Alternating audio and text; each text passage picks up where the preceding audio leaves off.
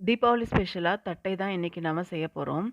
இது வந்து குழந்தைங்கள்லேருந்து பெரியவங்க வரைக்கும் எல்லாருமே விரும்பி சாப்பிடுவாங்க. சாஃப்ட்டான தட்டை, முறுமுறுப்பான தட்டை எப்படி செய்யறது அப்படிங்கிறது தான் பார்க்க போறோம்.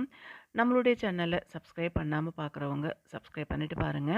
பக்கத்துல இருக்க பெல் ஐகான கிளிக் பண்ணிக்கோங்க. அப்பதான் அடுத்தடுத்து புது வீடியோஸ் உங்களுக்கு நோட்டிஃபிகேஷன்ல வரும்.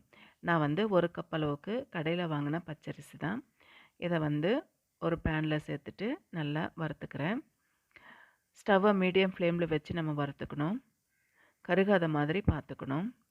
கோலம் மாவு போட்டா எப்படி மாவுல கோலம் போட முடியுதோ அந்த மாதிரி வறுத்து எடுத்துக்கணும். அப்பதான் நல்ல முறுமுறுப்பா கிடைக்கும் தட்டை. இப்ப செக் பண்ணிக்கலாம். இப்படி நம்ம கோடு போட்டோம்னா ஒரு லைன் ஃபார்ம் ஆகி வரணும். இப்படி நம்ம போட்டுட்டோம்னா நமக்கு கரெக்டா நம்ம வறுத்துருக்கோம்னு அர்த்தம். இத ஒரு பவுல்ல மாத்திக்கலாம். பவுல்ல மாத்திட்டு 1/4 கப் அளவுக்கு நான் பொட்டுக்கடலை சேர்த்துருக்கேன்.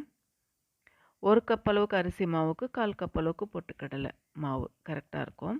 1 டீஸ்பூன் அளவுக்கு ரெட் சில்லி சேர்த்துருக்கேன். இது வெறும் மிளகாய் தூள் தான். 1/2 டீஸ்பூன் அளவுக்கு சால்ட்டு சேர்த்துக்கிறேன். ஒரு கைப்பிடி அளவுக்கு நான் ஊற வச்சிருந்த கடலை பருப்பு இதில் சேர்த்துக்கிறேன். நெய் சேர்த்துக்கிறேன் 1 டீஸ்பூன் அளவுக்கு இதோட. நெய் இல்லை அப்படின்னா வெண்ணெய் கூட சேர்த்துக்கலாம். இப்போ இது எல்லாத்தையும் நல்லா மிக்ஸ் பண்ணிக்கிறேன்.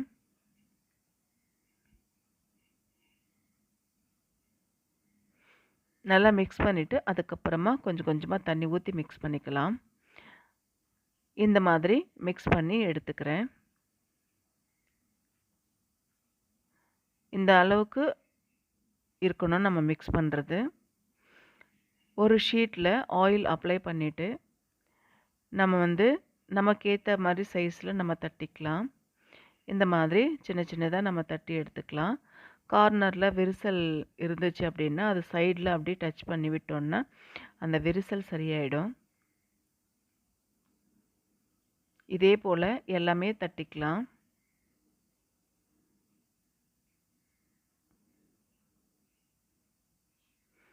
இப்போ ஒரு பேனில் நம்ம சேர்த்துடலாம். நம்ம எடுக்கிற கடாயை பொறுத்து நம்ம எத்தனை சேர்க்கணுமோ அதுக்கேற்ற மாதிரி நம்ம சேர்த்துக்கலாம். நான் போட்டதில் 3 தான் என்னால் போட முடிஞ்சது.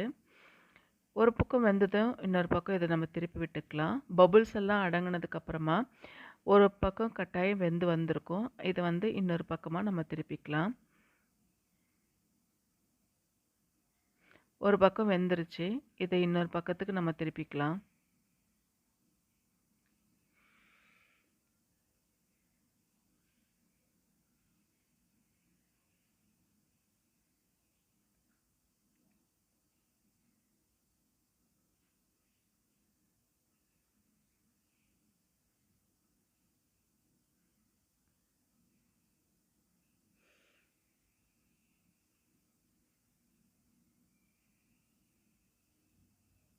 இப்போ 2 பக்கமும் வெந்து வந்துருச்சு.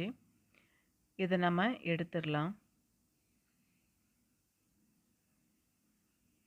இதே போல் மீதம் இருக்கிற தட்டையும் சேர்த்து எடுத்துடலாம். அவ்வளோதான், சூப்பரான தட்டை ரெடி ஆகிடுச்சு. இதே போல் நீங்களும் செஞ்சு பார்த்துட்டு எப்படி வந்திருக்குன்னு கமெண்ட் பண்ணுங்கள். இது இப்போ வந்து உடச்சி பார்த்துடலாம். சூப்பராக வந்திருக்கு. டேஸ்ட்டும் ரொம்ப நல்லா இருந்தது. சிம்பிளாக தட்டை இது போல் நீங்களும் செய்து பார்த்துட்டு எப்படி வந்திருக்குன்னு சொல்லுங்கள். தேங்க்யூ.